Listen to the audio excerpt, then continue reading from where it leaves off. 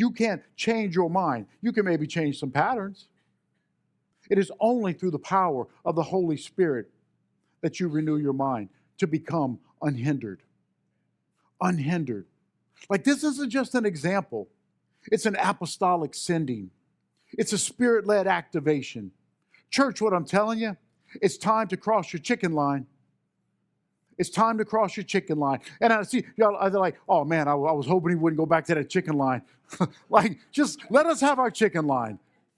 And for y'all that this is your first time you heard it, you're like, what in the world's a chicken line? It is what it sounds like. We've all got those points where we bebopping along and we're like, whoo, and the Lord's like, I want you to pray for that waitress. Woo!